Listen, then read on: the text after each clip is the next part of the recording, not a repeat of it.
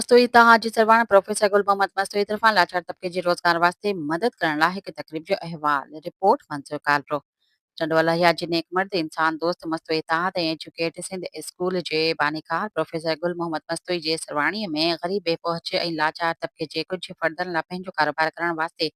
संदन माली या रक्षा ख़रीद करे संदन हवाले करण तौर मदद ऐं इमदाद करण जो सिलसिलो शुरू कयो वियो आहे। हिन सिलसिले में 25 मार्च ते शाम एजुकेट सिंध स्कूल टंडोलाया जिते ग़रीब ॿारनि जी तालीम वास्ते ख़िदमतूं जारी आहिनि उते साॻी स्कूल जे हाल में चंद ग़रीब शख़्स खे रक्षाउनि जूं चाबियूं हवाले करण जी आलिशान तक़रीब थी जंहिं में शहर जे मुअज़्ज़िज़ीन शिरकत कई। इन मौक़े ते प्रोफेसर गुल मोहम्मद मस्तूरी साफ़ियुनि जे सवालनि जो जवाब ॾींदे ॿुधायो त बेरोज़गार नौजवाननि खे रोज़गार सां लॻाइण ऐं संदन लाइ माली परेशानी जे ख़ात्मे ऐं मदद वास्ते असां पंहिंजो अज़ीज़नि सां गॾिजी हिन मदद या इमदाद जो प्रोग्राम शुरू कयो जंहिं में रक्षण ॾियण लाइ हिकु सिलसिलो बिना व्याज या बिना के टैक्स जे किस्तनि में ॾियण जो शुरू कयो वियो आहे। जीअं नौजवान पंहिंजो गुज़र सफ़र तरफ़